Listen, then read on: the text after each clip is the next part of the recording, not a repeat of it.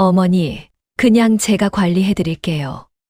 은행 창구 앞에서 며느리가 제 손목을 잡아챘을 때 주변 사람들의 시선이 한꺼번에 저희를 향했습니다.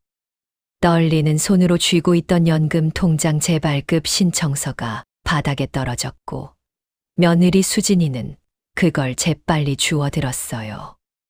요즘 보이스피싱도 많고 어머니 혼자서는 위험하잖아요. 수진이의 목소리는 다정했지만 그 눈빛만큼은 차가웠습니다. 잠깐 앞으로도 이런 이야기를 들어보시려면 지금 구독과 좋아요 부탁드립니다. 안녕하세요. 저는 김정옥입니다.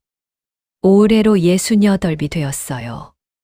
남편은 10년 전에 세상을 떠났고 아들 하나를 키워서 장가 보냈습니다. 지금은 혼자 작은 아파트에서 살고 있어요. 국민연금이랑 남편 유족연금으로 한 달에 150만 원 정도 받으며 지내고 있습니다. 아들 민호는 35살이고 며느리 수진이와 결혼한 지 5년이 되었어요. 손녀 지은이는 이제 4살이고요. 민호는 중소기업에 다니고 있고 수진이는 전업주부입니다. 살림이 넉넉하진 않지만 그럭저럭 살아가는 편이죠. 모든 게 변하기 시작한 건 한 달 전이었습니다. 그날은 화요일 오후였어요. 현관 초인종이 울렸습니다. 문을 열어보니 며느리 수진이가 큰 봉투를 들고 서 있더라고요. 어머니, 반찬 좀 만들어 왔어요. 요즘 날씨가 쌀쌀해져서 걱정되더라고요. 평소 같으면 명절이나 생신 때나 오던 며느리였습니다. 갑자기 웬 반찬이람. 좀 어색했지만 고맙게 받았어요. 고맙다, 수진아. 들어와서 차라도 한잔하고 가거라. 거실에 앉은 수진이는 집안을 둘러보더니 이런저런 이야기를 꺼냈습니다. 민호 회사 얘기, 지은이 어린이집 얘기, 동네 물가 얘기까지요. 어머니, 요즘 혼자 사시는데 불편하신 건 없으세요? 괜찮지? 익숙해졌어. 은행 같은 데는 자주 가세요. 갑자기 은행 얘기가 나와서 조금 의아했어요. 하지만 그냥 관심이 있어서 묻는 거겠거니 생각했죠. 한 달에 한 번 정도 가지. 연금 나오면 찾으러. 아, 연금. 그럼 통장 관리 같은 거 혼자 다 하시는 거예요? 그럼. 내가 뭐 어려운 사람도 아니고. 수진이는 잠시 말을 멈췄다가 조심스럽게 물었어요. 어머니, 혹시 요즘 손 떨리시거나 그러진 않으세요? 어제 뉴스에서 봤는데 노인분들이 은행에서 사기 당하는 일이 많다더라고요. 갑자기 무슨 소리람. 나는 멀쩡해. 걱정 말아라. 하지만 수진이의 표정에는 뭔가 더 하고 싶은 말이 있는 것 같았어요. 결국 그날은 그냥 돌아갔지만 뭔가 찜찜한 기분이 들었습니다. 그 뒤로 수진이는 일주일에 2~3번씩 찾아왔어요. 매번 반찬을 들고 오거나 청소를 해주겠다고 하거나 같이 장을 보러 가자고 했습니다. 결혼한 지 5년 동안 이렇게 자주 온 적이 없었는데 말이에요. 어느 날은 제가 서랍에서 통장을 꺼내는 걸 봤는지 수진이가 슬쩍 다가왔습니다. 어머니, 통장이 몇 개나 되세요? 2개 있지. 국민연금 통장하고 남편 유족연금 통장. 아, 그럼 2곳에서 다 받으시는 거네요? 합치면 꽤 되시겠어요. 수진이의 눈빛이 순간 반짝였어요. 마치 뭔가 계산하는 듯한 표정이었습니다. 이 아이가 왜 이러지? 저녁을 먹고 혼자 앉아 있는데 문득 이상하다는 생각이 들었어요. 며느리가 갑자기 이렇게 친절할 이유가 없는데 말이죠. 특히 제 통장에 대해 유난히 관심을 보이는 게 신경 쓰였습니다. 그날 밤 잠이 오지 않아 뒤척이다가 문득 며느리의 표정이 떠올랐어요. 제 통장을 볼 때 그 눈빛, 은행 얘기를 꺼낼 때 그 조심스러운 말투들이요. 설마 내 연금을 노리는 건가? 말도 안 된다고 생각했지만 한편으론 불안했습니다. 다음 날 며느리가 또 찾아왔을 때 저는 조심스럽게 지켜보기로 했어요. 그리고 며칠 후 우연히 듣게 된 대화가 모든 걸 확인시켜 주었습니다. 며칠 후 목요일 저녁이었습니다. 수진이가 또 반찬을 가지고 왔는데 민호도 함께였어요. 저녁을 먹고 차를 마시는데 수진이가 화장실에 간 사이 민호가 조심스럽게 말을 꺼냈습니다. 어머니, 요즘 수진이가 자주 오죠. 그래. 참 고맙더라. 어머니, 사실은 수진이가 어머니 걱정을 많이 해요. 혼자 사시는데 건강도 챙기시고 또 민호가 말을 흐렸어요. 뭔가 하고 싶은 말이 더 있는 것 같았습니다. 또 뭐, 통장 관리 같은 것도요. 요즘 노인들 대상으로 사기가 많잖아요. 역시 그랬구나. 가슴이 철렁했지만 태연한 척했습니다. 나는 아직 멀쩡해. 그런 걱정 말아라. 그날 밤 수진이와 민호가 거실에서 나누는 대화가 방문 틈새로 들려왔어요. 화장실을 다녀오는 길에 우연히 들은 거였습니다. 여보, 어머니한테 어떻게 말씀드려야 할까? 통장을 우리가 관리하게 해달라고. 수진이의 목소리였어요. 그게 쉽겠어. 어머니가 싫어하실 텐데. 하지만 한 달에 150이잖아. 우리 애 유치원비에, 대출 이자에. 지금 우리가 얼마나 빡빡한데. 알아. 나도 알아. 하지만 어머니 돈인데. 어차피 나중엔 우리 거 될 거 아냐. 지금 미리 관리해드린다고 하면 되지. 손이 덜덜 떨렸습니다. 귀를 막고 싶었지만 발이 떨어지지 않았어요. 수진아, 그래도 그건 친정엄마도 그러시더라. 요즘 며느리들은 다 시어머니 연금 관리해 준다고. 우리만 손 놓고 있으면 바보 같은 거라고. 민호는 한숨만 쉬었습니다. 뭐라 대답하지 못하더라고요. 방으로 돌아와 이불을 뒤집어 쓰고 누웠어요. 눈물이 났습니다. 아들을 혼자 키우느라 얼마나 고생했는데 며느리는 제 연금을 노리고 있었고 아들은 그걸 말리지도 못하고 있었습니다. 남편이 돌아가시고 10년을 홀로 살았어요. 아들 대학 보내느라 빚까지 내가며 고생했고 결혼할 때도 전세금 보태주느라 제 적금을 깼습니다. 그렇게 다 해주고 나니 이제 남은 건 이 연금밖에 없는데 말이에요. 내가 뭘 잘못했을까? 밤새 잠을 이루지 못했습니다. 새벽 5시가 되어서야 겨우 눈을 붙였어요.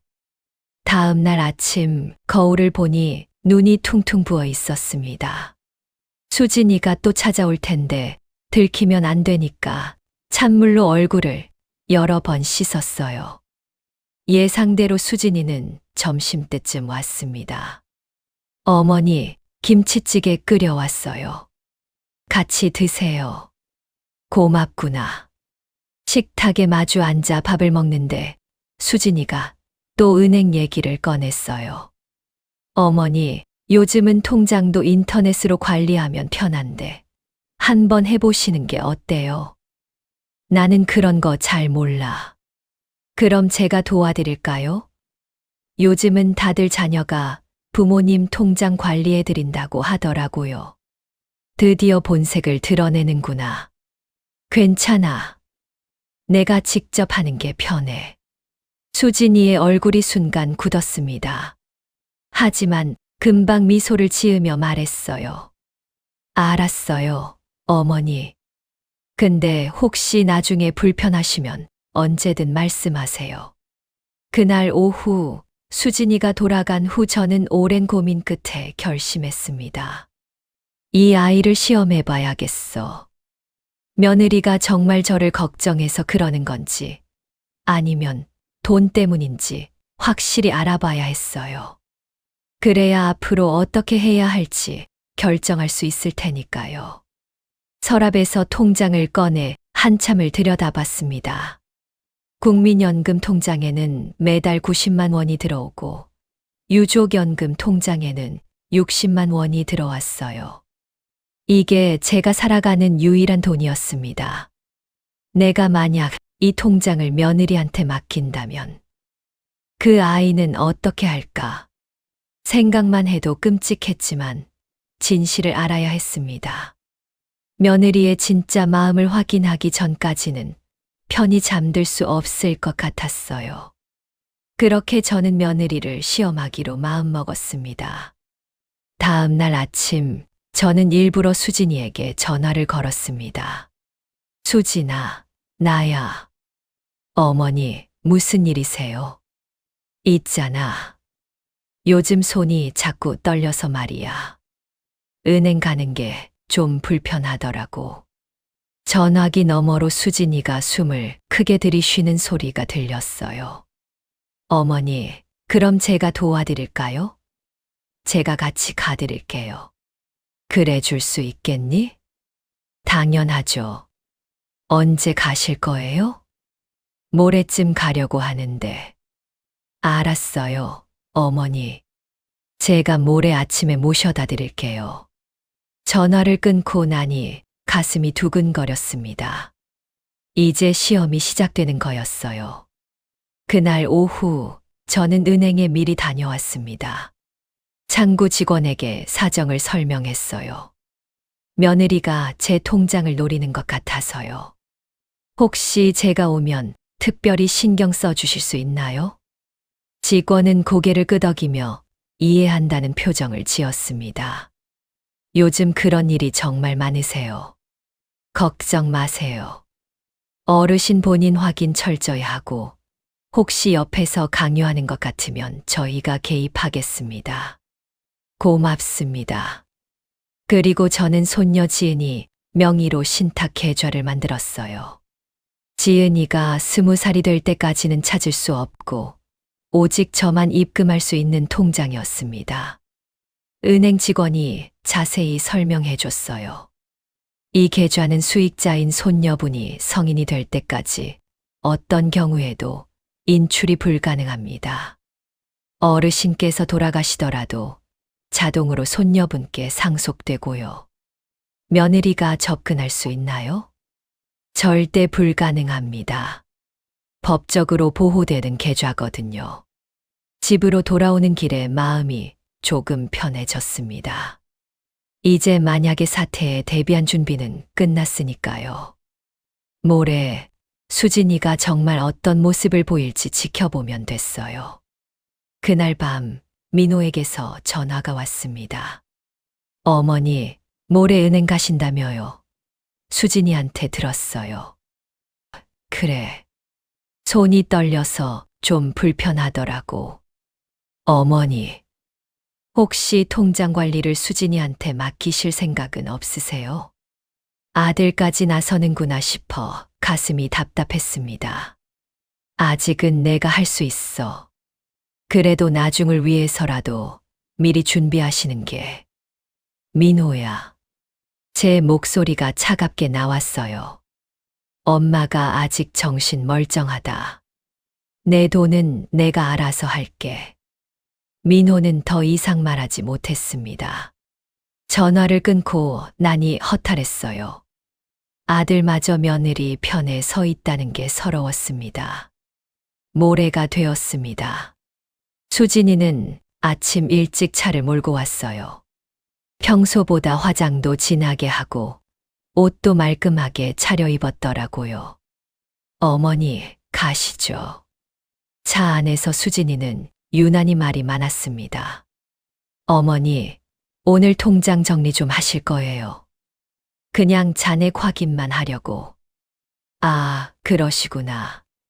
그런데 요즘은 통장을 가족 명의로 공동 관리하는 게 편하던데요. 드디어 본론을 꺼내는구나. 공동 관리? 네. 어머니 명의는 그대로 두고 제가 대리로 입출금할 수 있게 하는 거요. 그럼 어머니가 불편하게 은행 안 오셔도 되잖아요. 그런 게 되나? 당연하죠. 요즘 다들 그렇게 해요. 수진이의 목소리는 들뜬 것 같았습니다. 마치 이미 성공한 것처럼 말이에요. 은행에 도착했습니다. 수진이는 제 팔을 잡고 부축하며 안으로 들어갔어요. 평소보다 훨씬 더 친절했습니다. 번호표를 뽑고 기다리는데 수진이가 가방에서 뭔가를 꺼냈어요. 서류였습니다. 어머니, 이거 미리 준비해 왔어요. 여기 서명만 하시면 돼요. 서류를 보니 대리인 지정 신청서라고 적혀 있었습니다. 며느리 이름이 이미 적혀 있었고 제가 서명만 하면 되는 거였어요. 미리 준비까지 해왔구나. 이게 뭐니? 아까 말씀드린 공동관리 서류요. 이거 하나만 쓰시면 제가 어머니 대신 은행 업무 다 해드릴 수 있어요. 수진이가 펜을 제 손에 쥐어줬습니다. 주변 사람들이 지나다니는 소리, 은행 안내 방송 소리가 들렸어요. 손이 떨렸습니다. 이제 선택의 순간이었습니다. 번호표 소리가 울렸습니다. 제 차례였어요. 어머니, 가시죠. 수진이가 제 팔을 잡아 끌었습니다. 창구로 걸어가는데 다리에 힘이 없었어요. 어르신, 무슨 업무로 오셨나요? 직원이 웃으며 물었습니다. 제가 미리 부탁했던 그 직원이었어요. 잔액 확인하러 왔습니다. 네, 통장 주세요. 통장을 건네려는데 수진이가 옆에서 끼어들었습니다. 저기요, 그리고 대리인 등록도 하려고 하는데요. 수진이가 준비해온 서류를 창구에 내밀었어요. 직원은 서류를 받아보더니 저를 바라봤습니다. 어르신, 이 서류가 맞으신가요? 며느님을 대리인으로 등록하시는 거죠? 아니요. 제 목소리가 또렷하게 나왔습니다. 수진이가 깜짝 놀라 저를 쳐다봤어요. 어머니? 나는 그런 거 할 생각 없어. 어머니, 아까 차에서 말씀드렸잖아요. 이게 편하다고. 난 불편한 게 없어. 내가 직접 하는 게 더 편해.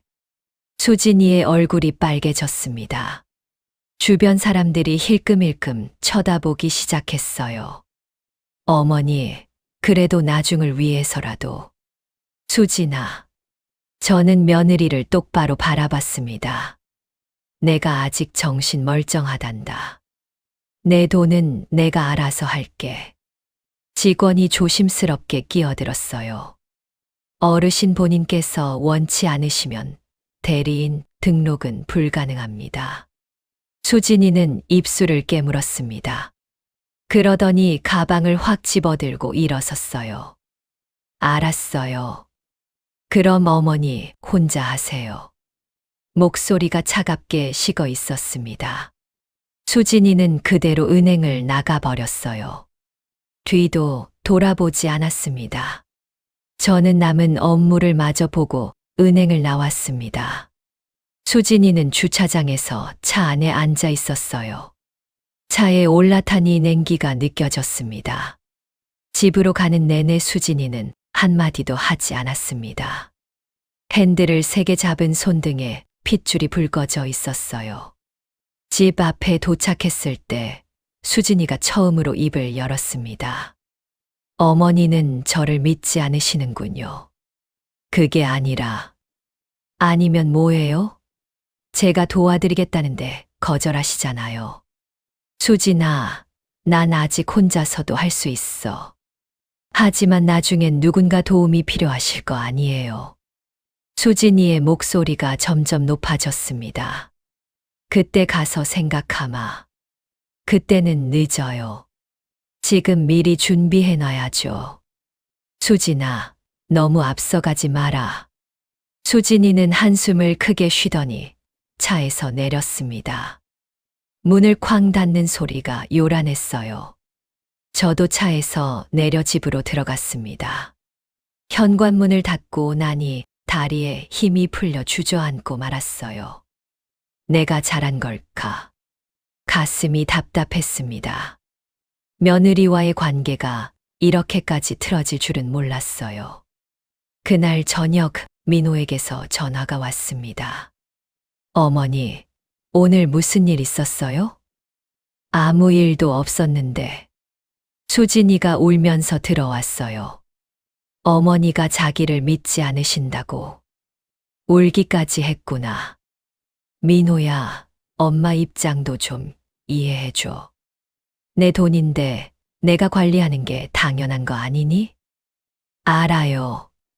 근데 수진이는 정말 어머니를 도와드리려고 한 거예요. 그래. 알았어. 전화를 끊고 나니 한숨만 나왔습니다. 아들까지 며느리 편을 드니 외로웠어요. 며칠 후 수진이에게서 문자가 왔습니다. 어머니, 제가 너무 앞섰나 봐요. 죄송해요. 하지만 정말 어머니 걱정해서 그랬던 거예요. 문자를 읽고 있는데 또 문자가 왔습니다. 혹시 생각 바뀌시면 언제든 연락 주세요. 제가 도와드릴게요. 아직도 포기하지 않았구나. 일주일이 지났습니다. 수진이는 그 뒤로 한 번도 찾아오지 않았어요. 전화도 문자도 없었습니다. 민호도 예전처럼 자주 전화하지 않았고요. 혼자 있는 시간이 많아지니 생각이 꼬리를 물었습니다. 내가 너무 심했나?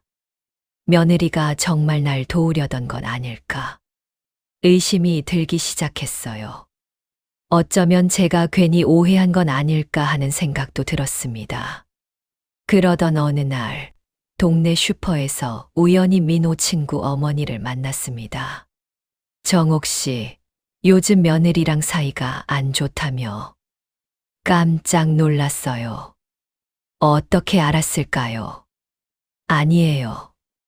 그런 거 아닌데. 우리 집에 며느리가 와서 하소연하더라고. 시어머니가 자기를 안 믿어주신다고. 얼굴이 화끈거렸습니다. 수진이가 동네방네 소문을 낸 거였어요. 그리고 말이야, 요즘 자식들이 부모 연금 관리해 주는 거 당연한 거 아니야? 왜 그렇게 고집을 부려? 그게 내 생각엔 며느리 말이 맞는 것 같은데. 나중에 후회하지 말고 지금 맡겨. 집으로 돌아오는 길이 무거웠습니다. 동네 사람들이 다 알고 있을 거라는 생각에 고개를 들 수가 없었어요. 며칠 후 민호가 찾아왔습니다. 표정이 어두웠어요. 어머니, 제가 솔직히 말씀드릴게요. 뭐니? 저희 형편이 정말 어려워요. 회사에서 월급이 깎였고 지은이 유치원비도 올랐어요. 민호의 목소리가 떨렸습니다. 그래서 수진이가 아르바이트라도 하려고 했는데 지은이를 봐줄 사람이 없어서 못하고 있어요. 그건 엄마가 어쩔 수 없는 일이잖니. 알아요. 근데 어머니 연금이라도 저희가 관리하면 조금 숨통이 트일 것 같아서요. 결국 돈 얘기로구나. 민호야, 그 돈은 엄마 생활비야. 저희가 다 쓰자는 게 아니에요. 그냥 필요할 때만 조금씩 빌리고 나중에 갚을게요. 빌린다고? 네. 제발요, 어머니. 민호가 고개를 숙였습니다. 내 아들이 저한테 돈을 빌려달라고 하다니. 얼마가 필요한데. 이번 달만 50만 원만요. 한숨이 나왔습니다. 결국 제 돈이 필요했던 거였어요. 알았어. 줄게. 감사합니다, 어머니. 민호는 그날 50만 원을 받아가고 돌아갔습니다. 통장 잔액을 보니 마음이 허전했어요. 이러다가 다 빼앗기는 건 아닐까. 불안감이 엄습했습니다. 한 번 주기 시작하면 끝이 없을 것 같았어요. 그날 밤 잠을 이루지 못하고 뒤척였습니다. 천장을 바라보며 생각했어요. 이제 어떻게 해야 하나. 며느리는 저를 믿지 않고 아들은 돈이 필요하고 동네 사람들은 제가 이상한 사람 취급을 하고 모든 게 무너져 내리는 것 같았습니다. 다음 날 아침 거울을 보니 얼굴이 많이 늙어 보였어요. 주름도 깊어지고 눈가도 처져 있었습니다. 핸드폰을 보니 수진이에게서 문자가 와 있었습니다. 어머니, 민호한테 들었어요. 도와주셔서 감사해요. 다음 달에도 조금만 더 도와주시면 안 될까요? 벌써 다음 달 얘기를 하고 있었습니다. 저는 핸드폰을 내려놓고 한참을 멍하니 앉아 있었어요. 이제 정말 결단을 내려야 할 때였습니다. 그로부터 이틀 후 수진이가 또 찾아왔습니다. 이번엔 민호도 함께였어요.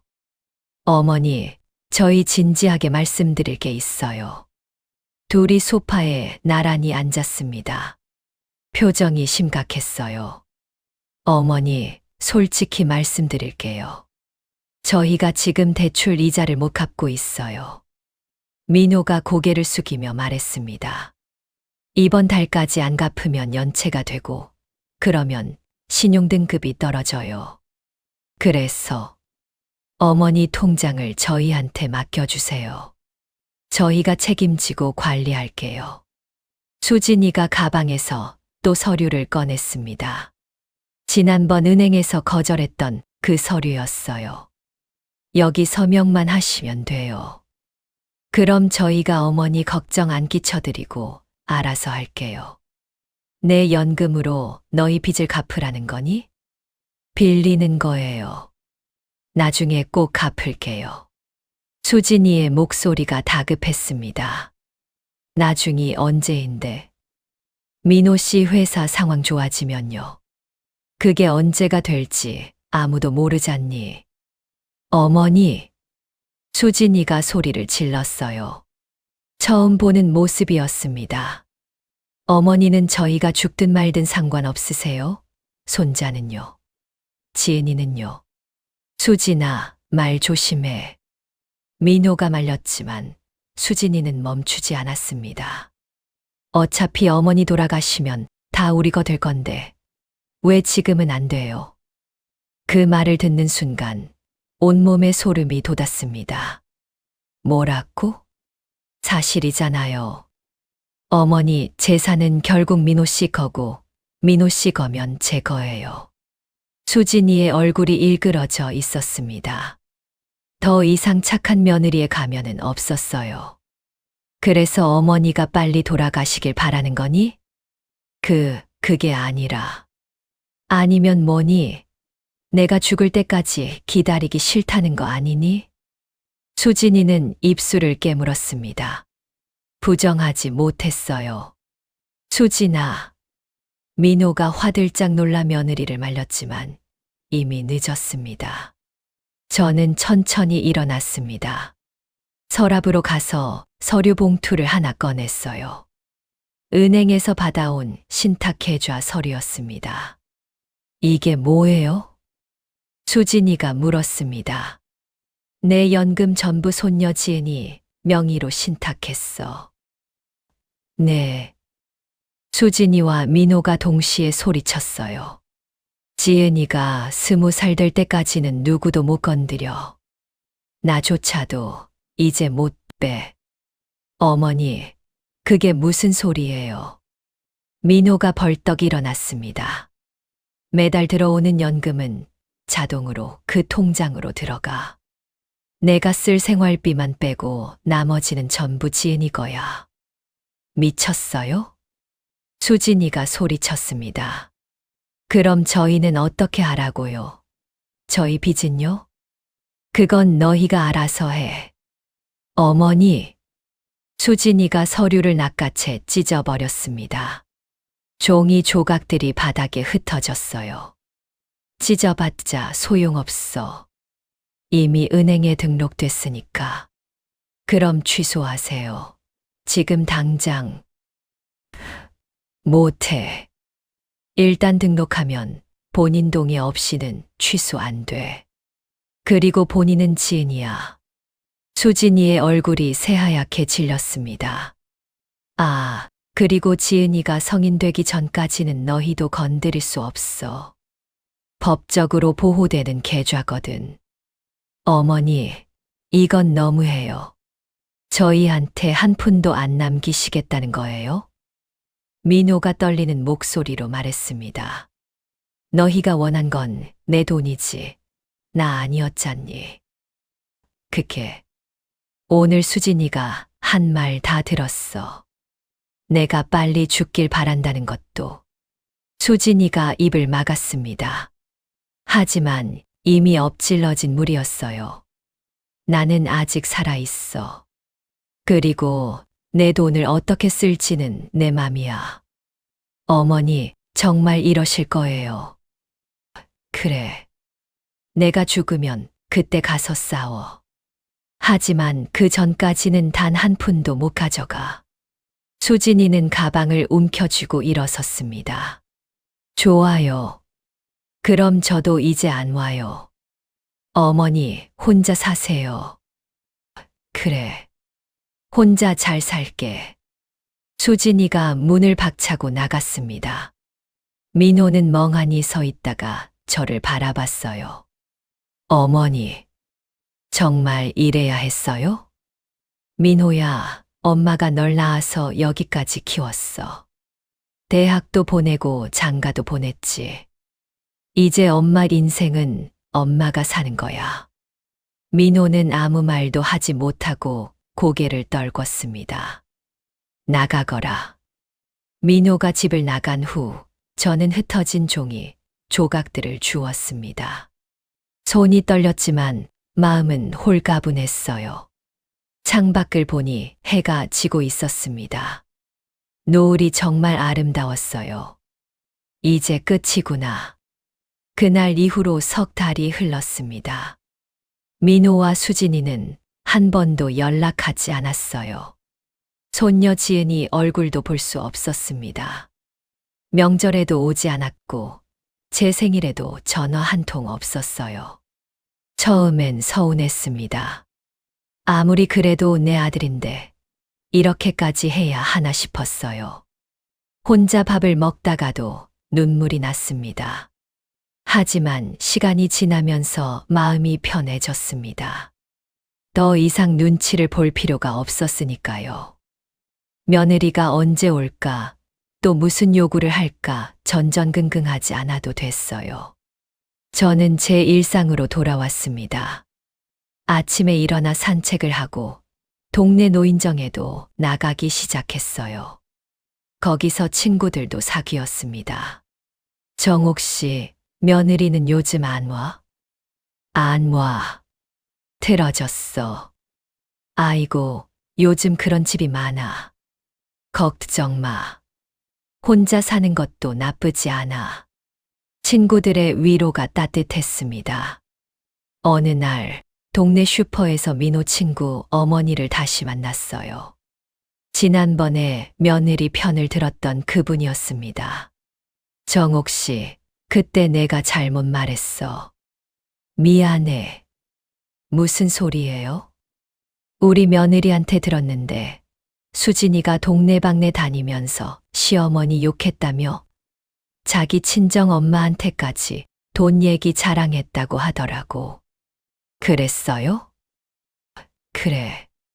그 소문 듣고 보니까 정옥 씨가 잘한 거야. 나도 며느리 조심해야겠더라고. 세상은 참 아이러니했습니다.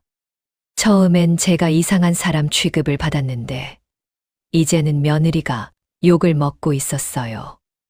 그러던 어느 날 저녁 초인종이 울렸습니다. 문을 열어보니 민호가 서 있었어요. 얼굴이 많이 여위어 있었습니다. 어머니, 무슨 일이니? 들어가도 될까요? 거실에 마주 앉았습니다. 민호는 한참을 말을 못하더니 입을 열었어요. 어머니, 죄송해요. 뭐가? 제가 어머니를 돈으로만 봤어요. 수진이 말만 듣고 어머니 마음은 생각 안 했어요. 민호의 목소리가 떨렸습니다. 그동안 어떻게 지냈니? 대출 정리했어요. 제가 야간 알바 시작했고 수진이도 파트타임 일 구했어요. 그래. 처음엔 어머니가 원망스러웠어요. 근데 직접 일해서 돈 버니까 알겠더라고요. 이게 얼마나 힘든 일인지. 민호가 눈물을 훔쳤습니다. 어머니가 혼자 저 키우시느라 얼마나 고생하셨을지. 이제야 알겠어요. 늦었지만 알아서 다행이다. 수진이도 많이 반성하고 있어요. 요즘 집에서 울기만 해요. 그래도 당분간은 서로 떨어져 지내는 게 좋겠다. 민호가 고개를 끄덕였습니다. 알겠어요. 그런데 한 가지만 부탁드려도 될까요? 뭔데? 지은이가 할머니 보고 싶다고 자꾸 그래요. 한 번만 만나 주실 수 있을까요? 손녀 얼굴이 그리웠습니다. 내 살배기 아이가 무슨 죄가 있겠어요. 이번 주말에 데려와라. 감사합니다, 어머니. 주말이 되었습니다. 민호가 지은이를 데리고 왔어요. 아이는 제게 달려와 안겼습니다. 할머니, 우리 지은이 그동안 컸네. 할머니, 왜 안 와? 보고 싶었어. 아이를 안고 있으니 눈물이 났습니다. 이 아이만큼은 순수했으니까요. 할머니가 미안해. 이제 자주 보자. 응. 민호는 멀찌감치 서서 저희를 바라보고 있었어요. 예전과는 다른 눈빛이었습니다. 지은이와 놀아주다가 문득 생각했습니다. 제가 신탁 계좌에 넣어둔 돈은 이 아이가 20살이 되면 받게 돼요. 대학 갈 때쯤이면 꽤 큰 돈이 되어 있을 거예요. 며느리는 그 돈을 쓸 수 없습니다. 오직 지은이만 쓸 수 있어요. 그게 제가 손녀에게 줄 수 있는 가장 큰 선물이었습니다. 할머니, 이거 뭐야? 지은이가 탁자 위 통장을 가리켰습니다. 그건 지은이 거야. 내 거? 응. 지은이가 어른 되면 할머니가 모아둔 돈 줄 거야. 와, 고마워 할머니. 아이는 잘 모르겠다는 표정이었지만 환하게 웃었어요. 저녁이 되어 민호와 지은이가 돌아간 후 저는 창가에 앉아 밤하늘을 바라봤습니다. 제 인생에서 가장 큰 깨달음을 얻은 시간이었어요. 가족이라는 이름으로 누군가를 이용하려는 사람도 있고 진심으로 사랑하는 사람도 있다는 것을요. 그리고 제 돈을 지키는 건 이기심이 아니라 존엄이라는 것도 알게 됐습니다. 핸드폰을 보니 민호에게서 문자가 와 있었어요. 어머니, 오늘 감사했습니다. 천천히 관계 회복할 수 있으면 좋겠습니다. 사랑합니다. 저는 미소를 지으며 답장을 보냈습니다. 엄마도 사랑한다. 너희 힘으로 잘 살아라. 그게 엄마한테는 제일 큰 효도야. 이제 저는 제 인생을 삽니다. 누구 눈치 보지 않고 제가 원하는 대로 살 거예요. 남은 연금으로 가끔 여행도 다니고 맛있는 것도 먹으면서요. 그리고 손녀 지은이를 위해 매달 조금씩 저축할 겁니다. 그 아이가 어른이 되었을 때 제가 준비한 선물을 받고 할머니를 기억해 주길 바라면서요. 창밖에 별이 반짝이고 있었습니다. 이제는 마음이 편안했어요. 오늘 준비한 이야기는 여기까지입니다. 가족의 의미, 그리고 노후를 지키는 것의 중요성에 대해 생각해보는 시간이 되셨길 바랍니다. 댓글로 여러분의 생각을 나눠주세요. 구독과 좋아요는 큰 힘이 됩니다. 오늘도 건강하시고 행복한 하루 보내세요.